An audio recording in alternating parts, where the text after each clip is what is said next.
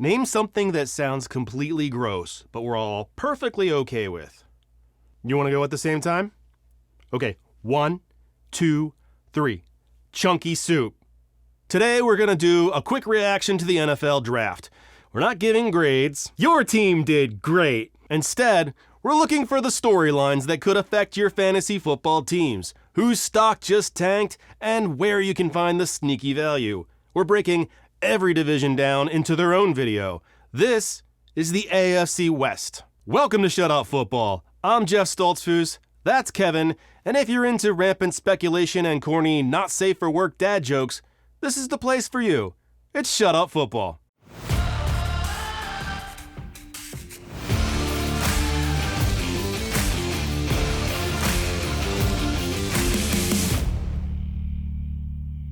Let's talk football. Denver Broncos. The Broncos had no first-round pick. Did God say to Moses, thou shalt not pick? So with their second-round pick, the first draft pick in the new Sean Payton era, the Broncos selected wide receiver Marvin Mims. He was one of my favorites going into the draft. He's a speedster with good fight. He's got good metrics. But this pick is pretty curious. The Broncos already have Courtland Sutton, Jerry Jeudy, Tim Patrick, and KJ Hamler. Sutton is signed for 4 years and paid well. Jeudy is in the 4th year of his rookie deal. He can have his 5th year option exercised because he was a first-round pick. Patrick is signed for 3 years, but he's coming off injury and he's 29 years old. KJ Hamler is in the last year of his rookie deal. So who's about to be replaced? I think Hamler is gone after this year, and Mims can leapfrog him day one. I wouldn't feel confident that Patrick finishes out his deal, and coming off injury, Mims could have an opportunity to jump him too. Which means, in his rookie year, Marvin Mims could be a wide receiver 3 for the Broncos. What's that worth? I think better than last year.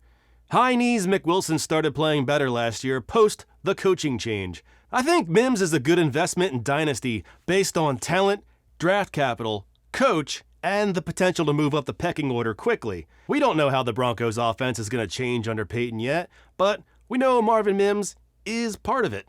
Here's their list of undrafted free agents post-draft. None of these guys stand out to me.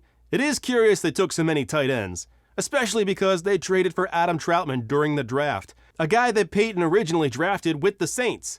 I'd say that means something, except I liked Greg Dulcich coming out of college, and I like Albert O too, so now there's 3 good pass-catching tight ends for the Broncos. So here's what I suggest.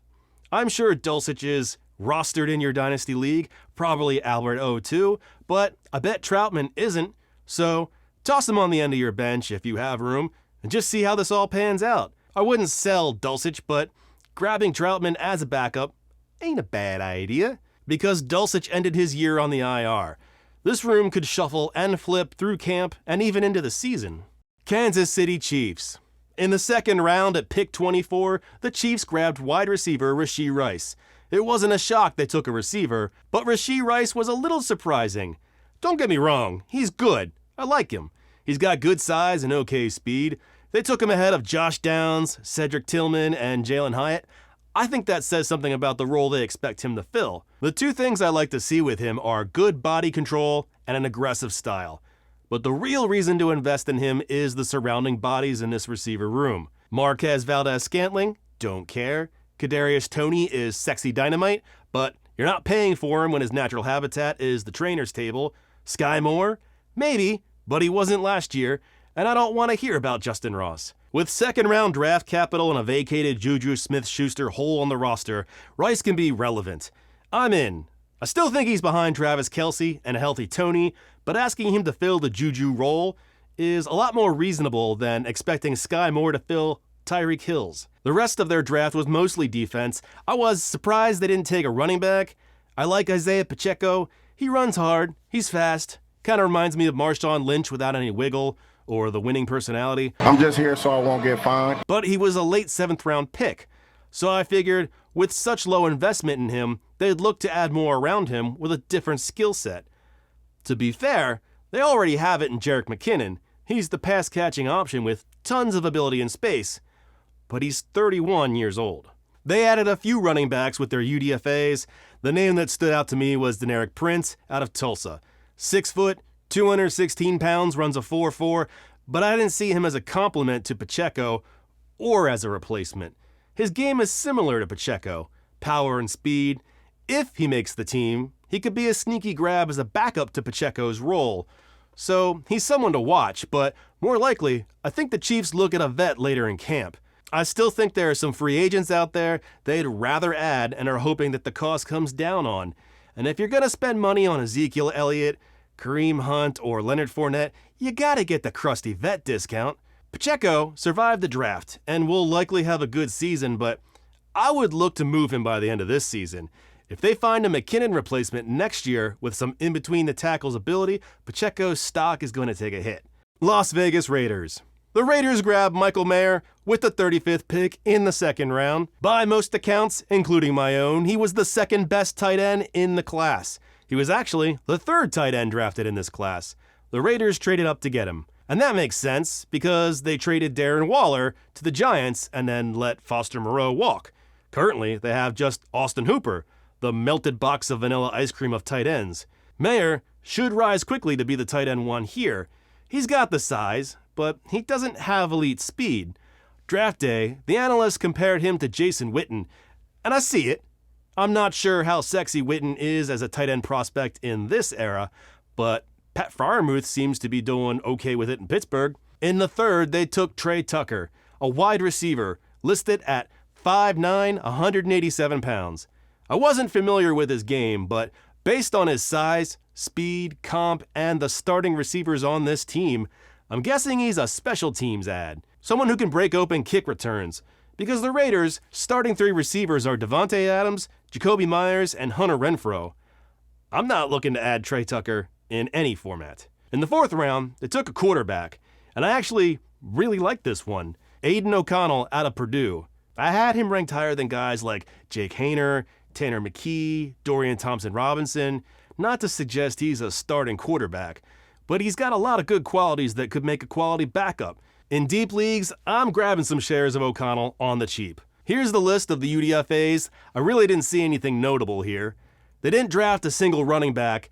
It wasn't a position of need with one of the best backs in the game. Josh Jacobs is only 25 years old.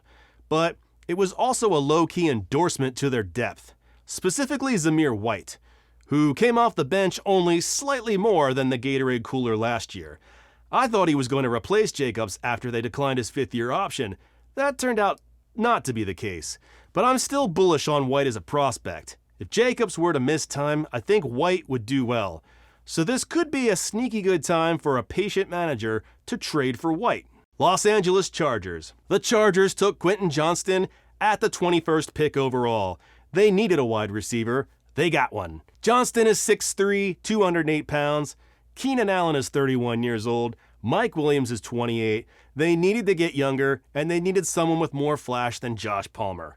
Palmer is the big loser here, but he's not dead. I think he's going to go back on the shelf for a year. There is just no room for him in this starting lineup with all the bodies healthy. The Chargers needed a big, fast body down the field for Herbert. That's Johnson, assuming he doesn't drop the ball. I don't love Johnson. I will be very wary of him in drafts. You love the size, the speed, the draft capital, but he's all stanked up with risk. Because of the drops, because he doesn't have great body control or physicality on 50-50 balls, take your pick. There's a number of concerns about him. He reminds me of Denzel Mims, Josh Doxson, Kevin White. If I take a risk on him, it's because my team doesn't need him to start year one, so I can evaluate him. This isn't some jockeyed up media hoax like Jamar Chase can't catch NFL balls. My concerns come from the tape that I saw prior to him being drafted. But if he hits in a year or two, he could be the wide receiver one for Justin Herbert. They took another wide receiver in the fourth, Derius Davis out of TCU, 5'8", 165 pounds. They just keep getting smaller. Davis strikes me as a special teamer, another kick return specialist, and I'm not investing in him. In the seventh round, they drafted Max Duggan out of TCU. Easton Stick is currently Justin Herbert's backup. Duggan isn't leaping stick this year, but I like Duggan. He's athletic. He could eventually be a good backup. I'm disappointed they didn't take a tight end in this deep class.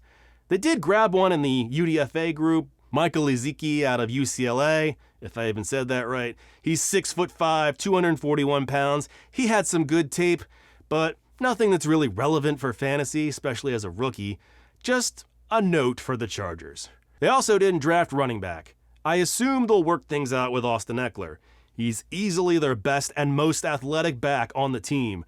Joshua Kelly, Isaiah Spiller, and Larry Roundtree are all kind of the same to me. I'm not enthusiastic about any of them. I did see 2 UDFA running backs signed. The one that stood out was Tyler Hoosman out of North Dakota. 5'11", 215 pounds, ran a 4.52. He's got an RAS of 7.96. Again, he's just the name to watch. Don't get too invested in any of these guys, because this position group is ripe for a draft grenade next year. I would get out from under every name here as quickly as you can. We're breaking down the draft by every division, so make sure to check out the other videos as well. Post your comments below, subscribe, like the video, share with your mom. We'll see you next time. Peace! Check the mic and make sure it sound right, boys.